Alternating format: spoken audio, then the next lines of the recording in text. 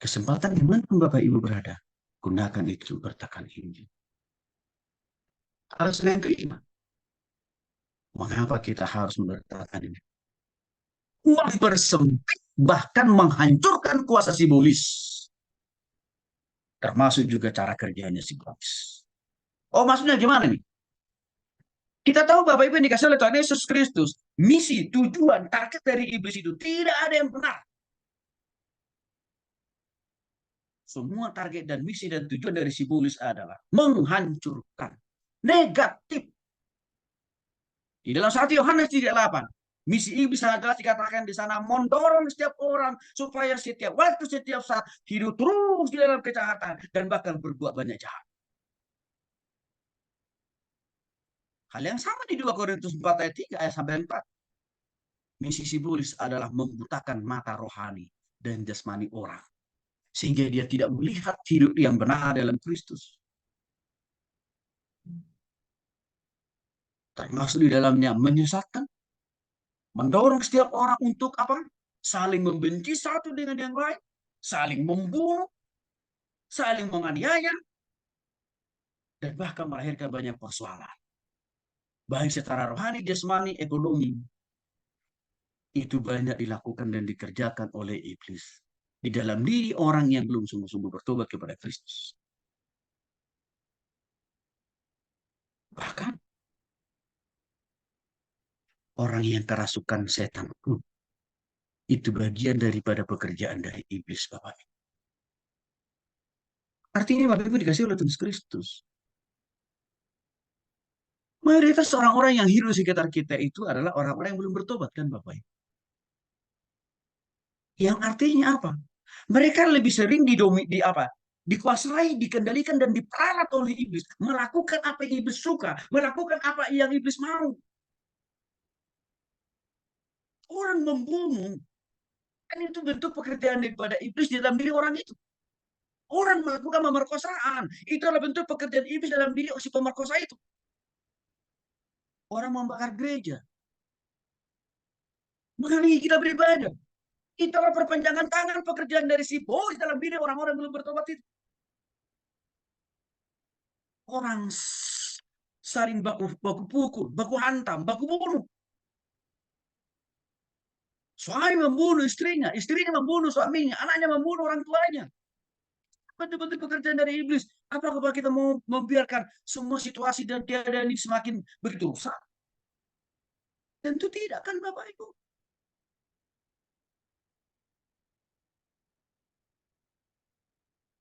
Mungkin kita berpikir, tapi kan Pak Tony tentara polisi kan cukup mengamankan semua, nggak bisa. Penjara sekalipun.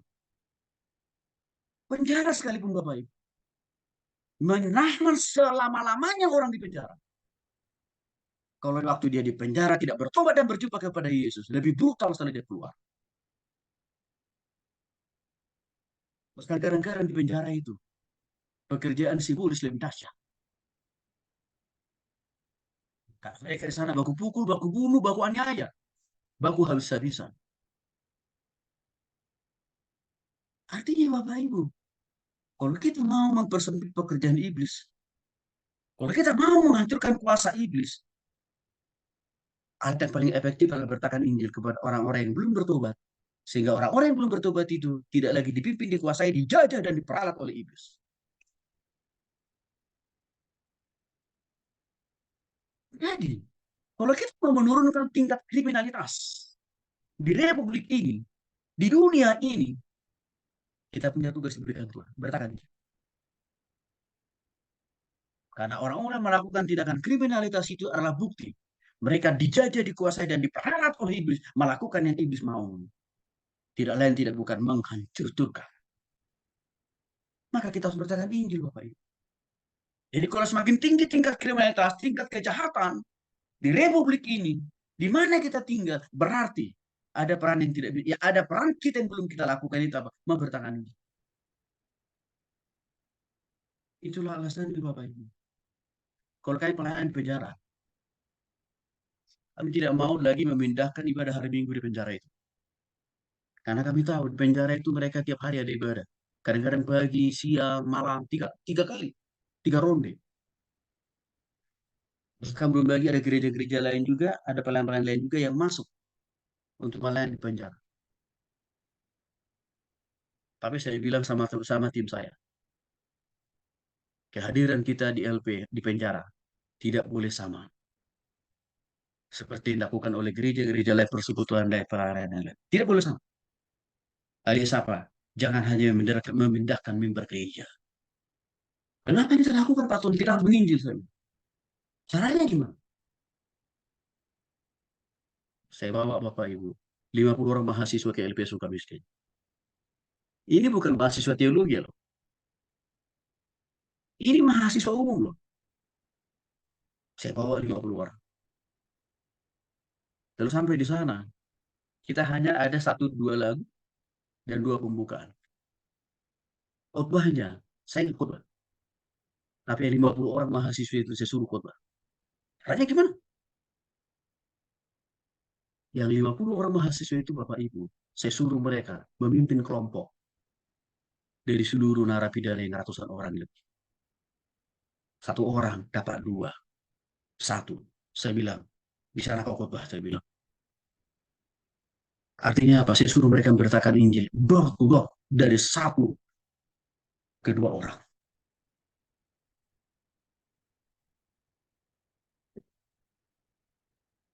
Hasilnya apa Bapak Ibu?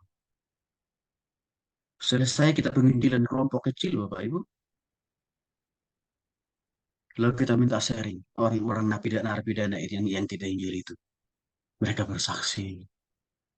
Pak Tony, teman-teman, baru kali ini saya mengalami betul, merasakan betul, mengenal betul yang namanya Yesus Kristus.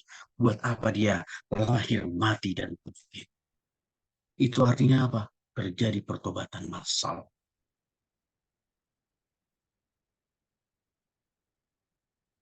Kadang-kadang pelayanan kita itu hanya mengcopy paste pelayanan yang sudah umum dilakukan oleh banyak orang. Tidak lain, tidak bukan hanya ibadah biasa.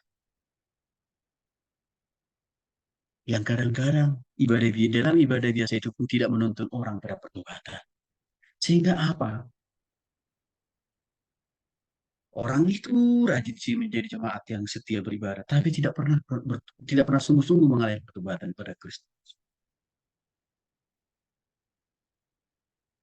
Maka Bapak Ibu dikasih oleh Yesus Kristus. Dan sekian banyak orang-orang yang kami injil secara pribadi di LP Sukamiskin. Beberapa orang di antara mereka, karena sudah waktunya mereka keluar beberapa minggu kemudian. Saya ketemu, dan mereka katakan, Pak Pendeta terima kasih ya. Kehadiran Pak Pendeta dengan teman-teman mahasiswa Pak Pendeta beberapa bulan yang lalu. Saya dibebaskan oleh Tuhan dari dosa. Dan sekaligus juga saya sudah keluar dari penjara. Tapi tidak hanya sampai di situ dia mengatakan, Pak Pendeta, doakan ya, saya mau menjalani hidup yang baru dalam Kristus. Yang artinya Bapak Ibu dia menunjukkan buah-buah pertobatannya secara total setelah dia keluar penjara.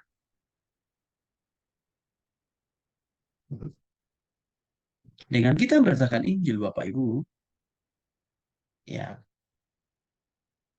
kita menolong banyak orang yang tadinya arah dan tujuan hidupnya sudah pasti ke neraka.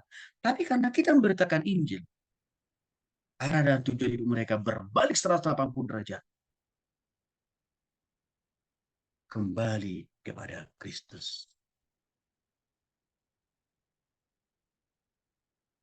Maka Efesus 5 ayat 11 mengatakan, janganlah turut mengambil bagian dalam perbuatan-perbuatan kegelapan yang tidak berbuahkan apa-apa.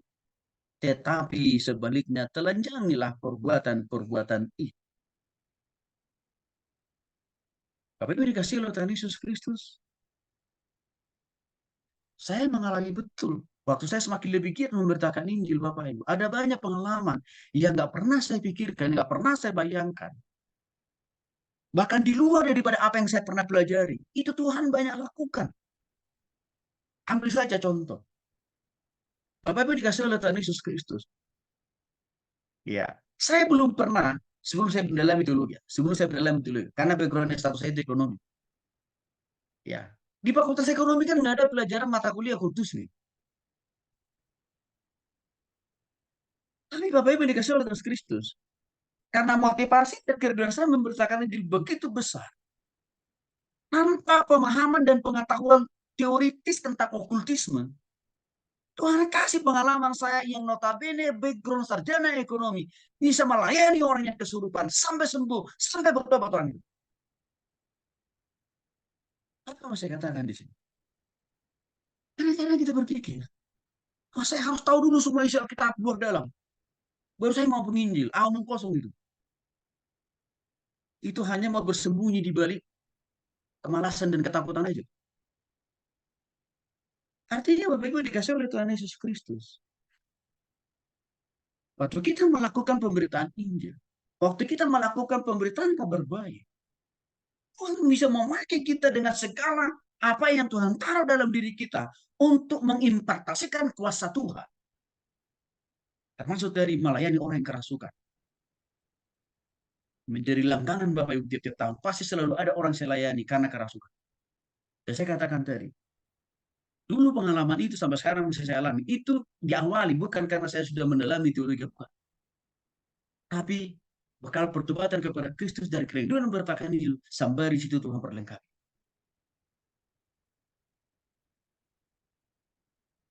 Itu artinya Bapak Ibu, banyak pengalaman-pengalaman baru yang kita alami kalau kita melakukan firman Tuhan itu bertakan Injil. Di luar daripada apa yang kita bayangkan, di luar daripada apa yang kita pikir. Maka dengan demikian Bapak Ibu dikasih oleh Tuhan Yesus Kristus.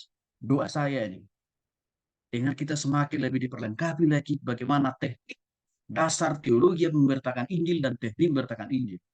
Doa saya, Bapak Ibu harus semakin lebih heran dipakai Tuhan dibanding saya. Karena kenapa? Bapak Ibu sudah punya pengetahuan yang komplit bagaimana memberitakan Injil. Ditambah kuasa Roh Kudus ada dalam hati Bapak Ibu. Maka sekali lagi, waktu kita memberitakan Injil, kita mempersempit ruang gerak pekerjaan iblis, menghancurkan, mengganggu hidup kita, mengganggu pelayanan kita.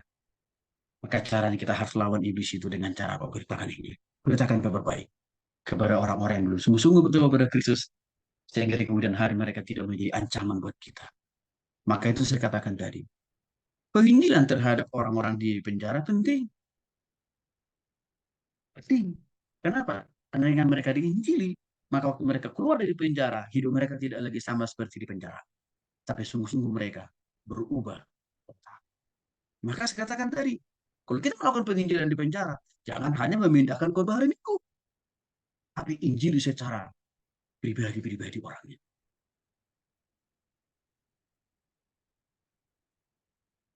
Yang keenam, kenapa kita memberitakan Injil? Supaya Tuhan tersenyum, supaya Tuhan bangga, supaya Tuhan mengapresiasi Bapak, Ibu, dan saya. Dan juga, kalau kita memberitakan Injil, malaikat-malaikat surgawi bersuka cita. Banyak orang Kristen berpikir, dengan hanya rajin ke gereja, rajin berdoa, ikut paduan suara, kor, menjadi panitia kegiatan, retreat lah, Natal lah, Paskah lah, menjadi MC, WL, singer, penerima tamu, pengkhotbah, atau pengajar, sudah cukuplah. Pasti Tuhan tersenyum melihat semua itu. Nehi. Tuhan nggak senyum Bapak Ibu melihat semua aktivitas yang kayak gitu, Pak. Tuhan nggak terlalu bahagia itu. Bahkan Bapak Ibu, ada banyak orang berpikir, kalau gedung gereja saya sudah sampai seperti tingginya Menara Eiffel, pastilah Tuhan tersenyum bangga melihat pelayanan saya. Ditambah lagi dengan fasilitas yang mewah. Cabang gereja ada di seluruh dunia. Atau pendidikan, gelar yang luar biasa banyaknya. Tapi Bapak Ibu, tanpa ada orang yang bertobat pada Kristus, semuanya itu sia-sia.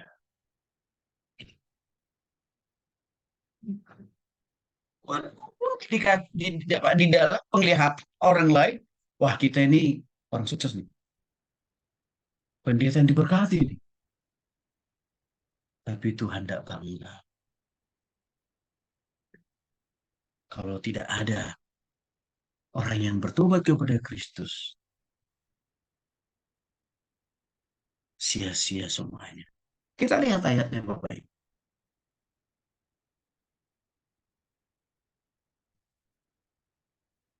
Lukas pasal 15 ayat 10.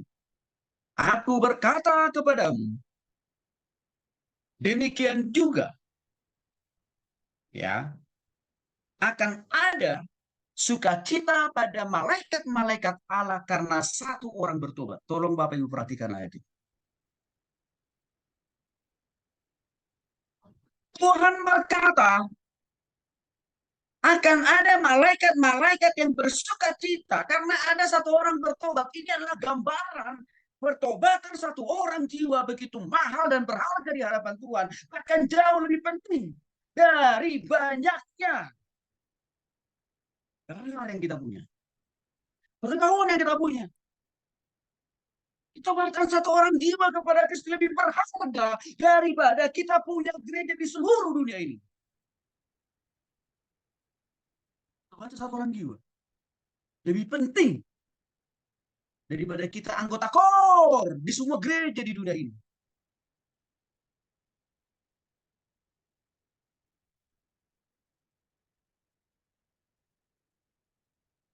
Ini kata firman Tuhan. Maka Bapak dikasih oleh Tuhan Kristus. Kalau ini dipahami oleh banyak orang Kristen, aduh, saya yakin banget. Pelayanan kita itu, jemaat kita itu, adalah jemaat-jemaat yang karena sudah bertobat pada Kristus. Kenapa jemaat suka pindah-pindah gereja? Ini kan jadi pergumulan para pendeta kan Bapak Ibu ya. Kenapa hari-hari dari dulu sampai sekarang? Kenapa jemaat-jemaat itu suka pindah-pindah gereja alias apa? GKJJ. Apa artinya itu kepanjangannya? Gereja Kristen Jalan-Jalan. Karena waktu dia datang ke gereja kita tidak sungguh-sungguh langsung injili orang itu. Sehingga tidak bertobat. Sehingga waktu dia lihat ada yang kurang pas. Kalau misalkan dasi pendetanya miring sedikit, langsung protes dia. Lalu setelah itu apa? Ah, udahlah, minggu depan kita cari gereja B. Padahal hanya baru dasi pendetanya yang miring sedikit. Itu karena orang tidak sungguh-sungguh bertobat.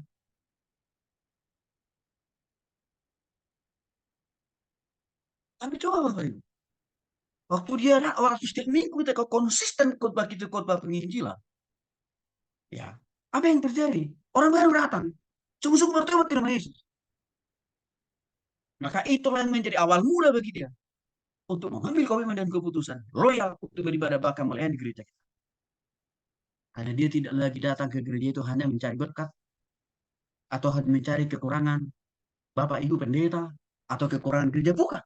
Tapi dia menyadari betul, saya datang di sini harus jadi saluran berkat, bukan menjadi penuntut berkat.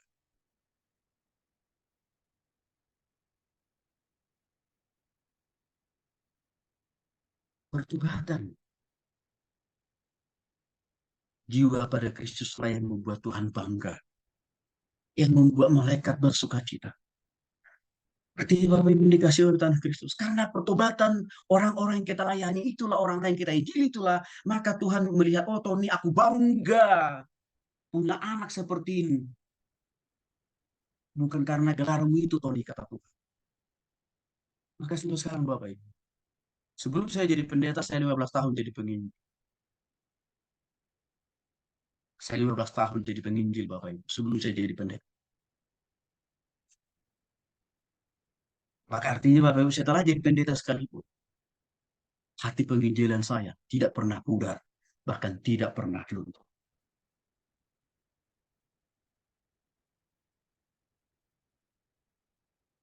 Karena saya tahu Alkitab mengatakan, yang membuat Tuhan bangga yang membuat Tuhan bangga melihat hidup saya, melihat pelayanan saya, karena saya masih mau memberitakan Injil. Karena dengan penginjilan yang saya lakukan, ada orang yang bertobat, bersuka cita, malaikat bergaul bersorak-sorai. Bapak Ibu, mari ini kita pahami.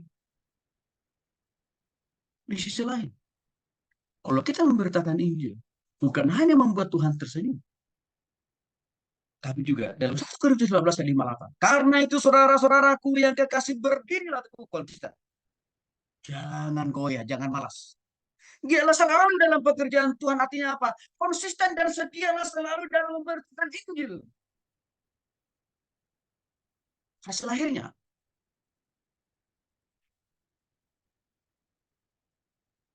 kamu tahu bahwa dalam persekutuan dan dengan Tuhan, diri payahmu tidak sia-sia. Saya merasakan betul Bapak Ibu, apa yang dikatakan oleh Paulus dalam 1 Korintus 15 ayat 58. Dari dulu di hati dan pikiran saya, ya, menjadi dosen agama di perguruan tinggi umum, hanya satu aja tujuan, yang paling utama, memberitakan Injil. Itu aja.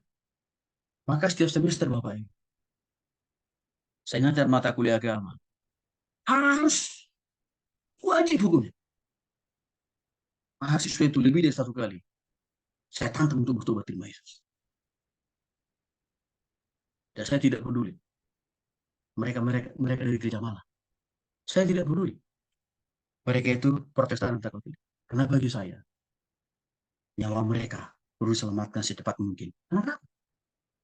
Bisa saja mereka lebih duluan dipanggil oleh Tuhan dari dunia dibanding saya.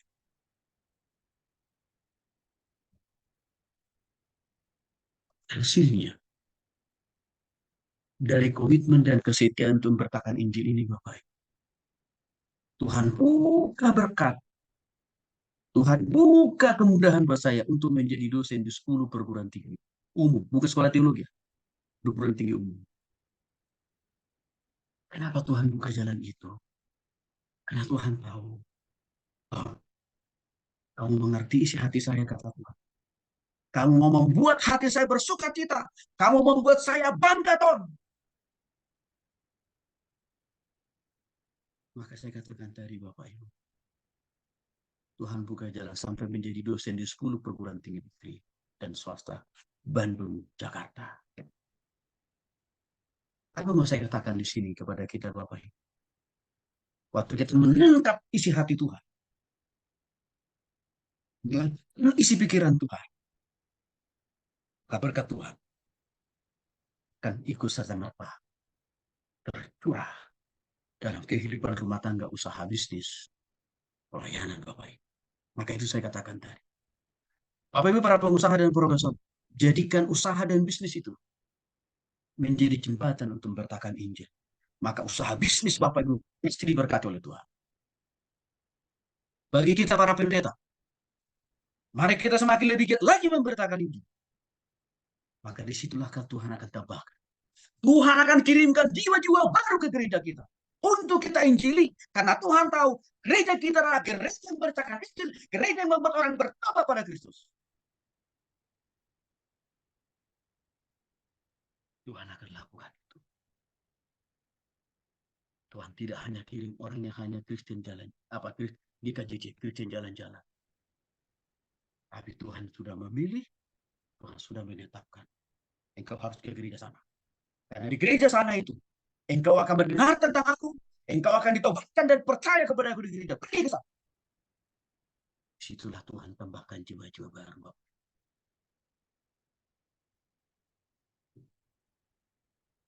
Kalau hanya lewat penyembahan, hanya lewat doa kita lakukan. Tidak terlalu banyak jiwa baru yang Tuhan utus ke gereja kita. Karena Tuhan tahu, itu tidak membuat saya tersenyum. Kalau hanya kor yang kita perpanjang di gereja kita, kita banyakin di gereja kita, itu tidak membuat otomatis orang itu bertobat.